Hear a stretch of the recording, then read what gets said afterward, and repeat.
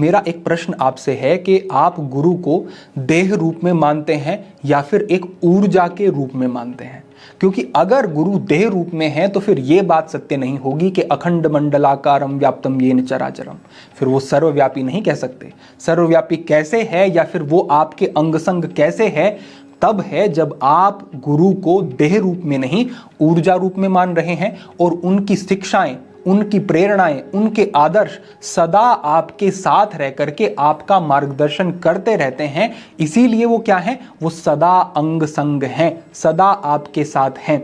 आप खुद सोचें, आपके गुरु अगर आज देह रूप में नहीं रहते हैं तो क्या उनके द्वारा किया गया मार्गदर्शन आपके जीवन को प्रभावित नहीं करेगा? उनकी प्रेरणाएं आपके लिए आदर्श नहीं होंगी? क्या उनका आपके जीवन में वो ही स्थान और महत्व नहीं होगा जितना स्थान तब था जब वो देह रूप में थे?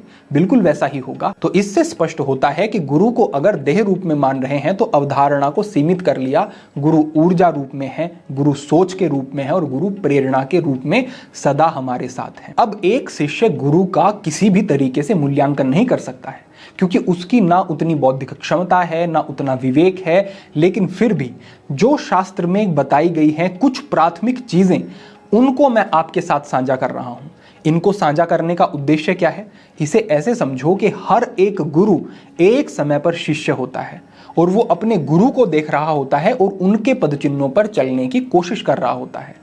इसी तरीके से अगर आप अभी शिष्य भाव में हैं तो भी आपको गुरु के लक्षणों का पता होना चाहिए जिससे कि उन आदर्शों को आप अपने जीवन में ला सकें और अपने जीवन को और सुंदर और बेहतर बना सकें। यौगिक परंपरा में कहा गया कि सर्वाभिलाषी सर्वभोगिन सप्रग्रह अब्रह्मचारिणो मिथ्योपदेशा गुरुवो नेतु। सर्वाभिलाषी जिसे अलग अलग चीजों की अभिलाषा बनी रहती हो।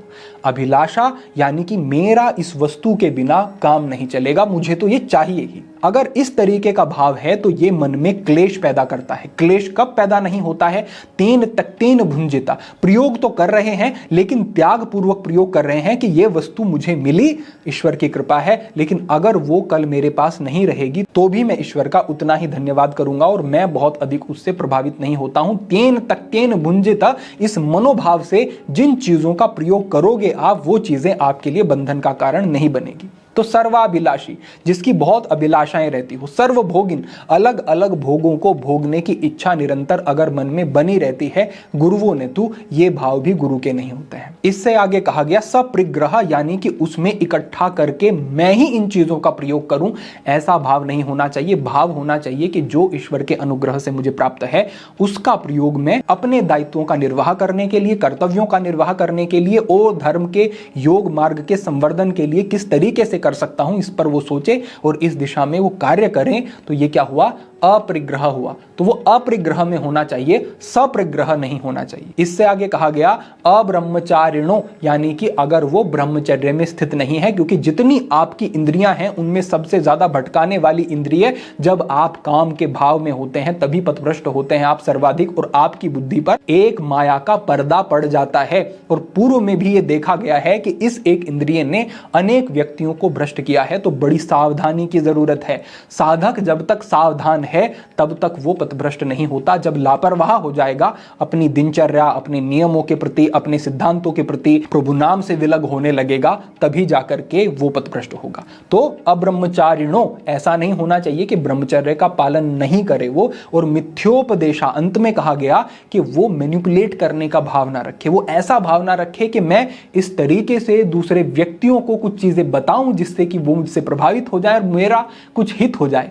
वो केवल वो बात कहे जिससे वास्तव में दूसरे व्यक्ति के जीवन में परिवर्तन आए। जो उन्होंने अनुभव किया हो कि इससे मेरा जीवन बदला तो सामने वाले का भी बदलेगा। इस तरीके की अनुभूति या शास्त्र सम्मत बातों को अगर वो अग्रेषित करता है, दूसरे लोगों तक पहुंचाता है, मैनिपुलेट करने का काम नहीं करता, तो ये गुरु का भाव और लक्षण होता है। तो जिसके अंदर ये सारे सद्गुण हैं वो स्वाभाविक ही मार्गदर्शक हो जाता है, क्योंकि उसे जो अनुभव हुआ उसके मन में तीव्र इच्छा होगी कि दूसरों को भी इससे मैं लाभ पहुंचाऊं, दूसरों को भी इससे हित हो, तो वो मार्गदर्शक हो जाता है। और फिर इस मार्गदर्शक की, इस गुरु की जो एक पीछे कंधों पर इसके रिस्पॉन्सिबिलिटी होती है, जिम्मेदारी होती है, उसका निर्वाह भगवान स्वयं कराते हैं। वो स्वयं उन्हें इतना बल देते हैं। तो एक शिष्य का, एक साधक का या एक जिज्ञासु का ये भाव होना चाहिए कि ये सारे सद्गुण हमारे अंदर आए। साथ ही एक और बात कहूंगा कि जो मैंने अपने गुरुजनों के अंदर भी देखा कि विनम्र हो जाते हैं और प्रेम उनके हृदय में सभी के लिए बढ़ जाता है। तृणादपि सुनीचे न तरोरपि सहिष्णु नाम, कि तिनके के समान अपने आप को समझें। ऐसा नहीं कि अपने आत्मबल को कम रखें, लेकिन अभिमान नहीं होना चाहिए। तरोरपि सहिष्णु नाम, और इस तरीके से उनका जीवन होना चाहिए कि वो दूसरों को, जैसे वृक्ष दूसरों को फल देते हैं, लाभ पहुंचाते हैं, इसी तरीके से वो दूसरों को लाभ पहुंचाने वाले हों। ये गुण स्वाभाविक आ जाते हैं। तो अगर इस तरीके की स्थिति को आपने अपने अंदर बना लिया तो आप समझें कि उस मार्ग पर, उन पदचिन्हों पर आप चल रहे हैं जो पदचिन्ह या जो आदर्श हमारे गुरुजनों ने स्थापित किए हैं। तो गुरु पूर्णिमा पे ऐसा नहीं मात्र कि हम अपने गुरु को केवल याद कर लें, उनकी शिक्षाओं को भी हम याद करें, उनको ऊर्जा रूप में अपने साथ हम अपने अंग संग भी हम अनुभव करें, और हम संकल्प करें कि हम अपने आदर्शों से कभी नहीं हटेंगे और अपनी संस्कृति पर गौरवान्वित अनुभव करते हुए हम सदा सुमार्गगामी रहेंगे। एक यही प्रेरणा मेरी ओर से आज गुरु पूर्णिमा के अवसर पर आप सभी के लिए है। आप सभी इस पर ध्यान दें, ना केवल ध्यान दें बल्कि इसे अनुभव भी करें। सभी के लिए बहुत प्रार्थनाएं, बहुत मंगल कामना। आज के लिए यही संदेश, यही प्रेरणा। ओम नमः शिवाय। नमो नारायण।